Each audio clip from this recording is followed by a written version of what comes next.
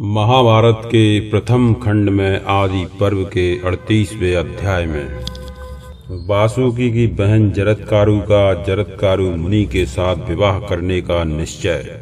उग्र श्रवाजी कहते हैं, सौनक जी, समस्त सर्पों की भिन्न भिन्न राय सुनकर और अंत में वासुकी के वचनों का श्रवण कर ऐलापत्र नामक नाग ने इस प्रकार कहा, भाइयों, यह संभव नहीं कि वह यज्ञ न हो तथा पांडव वंशी राजा जन्मेजय भी, जिससे हमें महान भय प्राप्त हुआ है, ऐसा नहीं है कि हम उसका कुछ बिगाड़ सकें।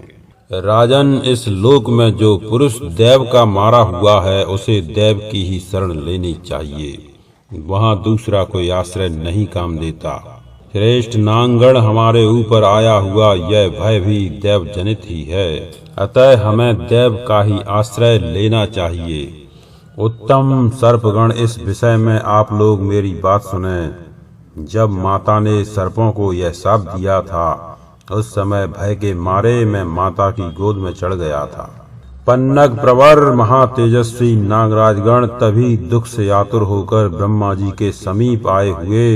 देवताओं की यह वाणी मेरे कानों में पड़ी, अहो, स्त्रियां बड़ी कठोर होती हैं, बड़ी कठोर होती हैं। देवता बोले, पितामह देव, तीखे स्वभाव वाली इस क्रूर कद्रु को छोड़कर दूसरी कौन स्त्री होगी जो प्रिय पुत्रों को पाकर उन्हें इस प्रकार शाप दे सके, और वह भी आपके सामने। पितामह, आपने भी तथास्तु कहकर कद्रु की बात का अनुमोदन ही किया है, उसे शाप देने से रोका नहीं है। इसका क्या कारण है, हम यह जानना चाहते हैं। ब्रह्मा जी ने कहा, इन दिनों भयानक रूप और प्रचंड विष वाले क्रूर सर्प बहुत हो गए हैं, जो प्रजा को कष्ट दे रहे हैं। मैंने प्रजाजनों के हित की इच्छा से ही उस समय कद्रु को मना नहीं किया। जन्मेजय के सर्प यज्ञ में उन्हीं सर्पों का विनाश होगा जो प्रायः लोगों को डसते रहते हैं, क्षुद्र स्वभाव के हैं और पापाचारी तथा प्रचंड विष वाले हैं। किंतु जो धर्मात्मा है उनका नाश नहीं होगा।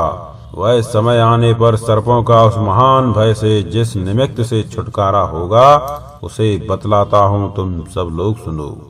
यायावर कुल में जरत्कारु नाम से विख्यात एक बुद्धिमान महर्षि होंगे। वे तपस्या में तत्पर रहकर अपने मन और इंद्रियों को संयम में रखेंगे। उन्हीं के आस्तिक नाम का एक महातपस्वी पुत्र उत्पन्न होगा जो उस यज्ञ को बंद करा देगा। अतः जो सर्प धार्मिक होंगे वे उसमें जलने से बच जाएंगे। देवताओं ने पूछा, ब्राह्मण, वे मुनि शिरोमणि महातपस्वी शक्तिशाली जरत्कारु किसके गर्भ से अपने उस महात्मा पुत्र को उत्पन्न करेंगे? ब्रह्मा जी ने कहा, वे शक्तिशाली द्विज श्रेष्ठ जिस जरत्कारु नाम से प्रसिद्ध होंगे उसी नाम वाली कन्या को पत्नी रूप में प्राप्त करके उसके गर्भ से एक शक्ति संपन्न पुत्र उत्पन्न करेंगे। सर्पराज वासुकी की बहन का नाम जरत्कारु है, उसी के गर्भ से वह पुत्र उत्पन्न होगा जो नागों को शाप से छुड़ाएगा। ऐलापत्र कहते हैं, यह सुनकर देवता ब्रह्मा जी से कहने लगे, एवमस्तु, ऐसा ही हो। देवताओं से ये सब बातें बताकर ब्रह्मा जी ब्रह्मलोक में चले गए। अतः नागराज वासुके, मैं तो ऐसा समझता हूँ कि आप नागों का भय दूर करने के लिए कन्या की भिक्षा मांगने वाले, उत्तम व्रत का पालन करने वाले महर्षि जरत्कारु को अपनी जरत्कारु नाम वाली यह बहन ही भिक्षा स्वरूप अर्पित कर दें। उस शाप से छूटने का यही उपाय मैंने सुना है।